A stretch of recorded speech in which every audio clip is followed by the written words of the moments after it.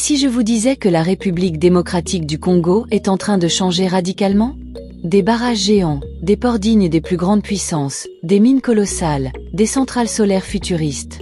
Oui, tout cela se passe en ce moment même au cœur de l'Afrique. Dans cette vidéo, je vous emmène à la découverte des 10 mégaprojets qui vont transformer la RDC en une puissance économique incontournable. Des projets en cours, en finalisation ou sur le point d'être lancés. Accrochez-vous, car ce que vous allez voir va totalement changer votre regard sur ce pays. Numéro 10. Le projet Grand Tinga. Imaginez un barrage capable d'alimenter toute l'Afrique en électricité. C'est le rêve que porte le Grand Tinga, sur le fleuve Congo. Avec une capacité visée de 42 000 MW, il deviendrait le plus grand complexe hydroélectrique du monde, devant le barrage des Trois Gorges en Chine. En 2025, c'est surtout la phase Inga 3 qui attire l'attention. 4 800 MW qui transformeront la RDC en véritable moteur énergétique du continent. Mais ce n'est pas qu'un barrage. Ce projet est un catalyseur de développement. Construction de fonderies, raffineries, zones industrielles, infrastructures de transport, tout un écosystème est prévu autour. La RDC mise sur ce méga-projet pour générer des milliards en exportation d'électricité, notamment vers l'Afrique du Sud et l'Angola. Grand Tinga n'est pas qu'un rêve d'ingénieur, c'est le pari d'un avenir puissant. Numéro 9. Le port en eau profonde de Banana. La RDC dispose d'un accès à l'océan Atlantique. Mais sans port en eau profonde, elle était jusqu'ici dépendante des pays voisins. En 2025, le port de Banana change la donne. Construit par le géant mondial DP World, ce terminal pourra accueillir les plus grands navires du monde avec un quai de 600 mètres et un tirant d'eau de 18 mètres.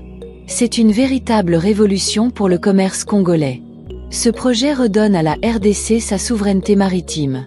Il va réduire drastiquement les coûts d'importation et d'exportation, tout en stimulant la création d'emplois locaux. Le port de Banana, c'est bien plus qu'un chantier, c'est un symbole d'indépendance économique et une porte ouverte sur le monde. Numéro 8. Kinshasa solaire. Et si le soleil devenait la solution à la crise énergétique congolaise? C'est le pari de Kinshasa solaire, un projet gigantesque de 1000 MW situé à proximité de la capitale. Porté par le groupe américain The Sandy Group, ce projet est divisé en deux phases, 600 MW dans un premier temps, puis 400 MW. En 2025, le chantier est en pleine effervescence. Cette centrale solaire n'est pas seulement écologique, elle est vitale.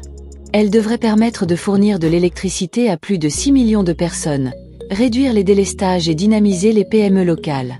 Kinshasa solaire, c'est un message fort. L'Afrique peut compter sur ses ressources naturelles pour briller. Numéro 7. La mine de Kamoa-Kakula. La RDC possède l'un des sous-sols les plus riches du monde, et la mine de Kamoa-Kakula en est la preuve vivante. Située dans le Lualaba, elle est aujourd'hui l'une des mines de cuivre à haute teneur les plus rentables au monde. Exploitée par Ivanhoe Mines, cette mine est un véritable monstre industriel, avec une production qui pourrait atteindre 800 000 tonnes par an. Mais ce n'est pas qu'une mine. C'est une ville souterraine moderne, avec des infrastructures, des logements pour les travailleurs, des installations respectueuses de l'environnement et une contribution majeure au budget de l'État.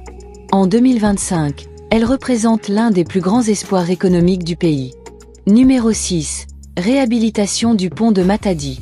Le pont de Matadi, construit en 1983, est un axe stratégique entre le port maritime et l'intérieur du pays. En 2025, un vaste projet de réhabilitation a été lancé, financé par la JICA, Agence japonaise de coopération internationale.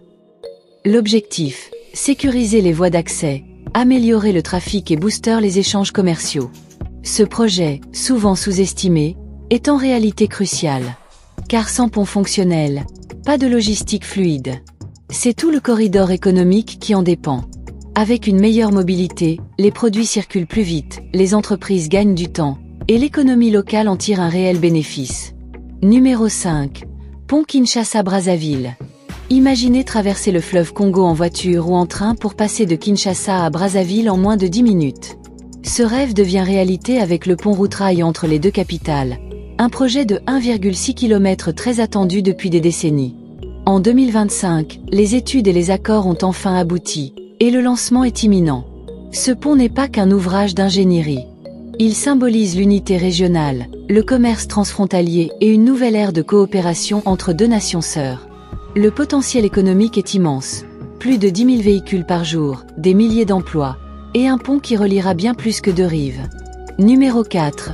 Parc industriel de Maluku.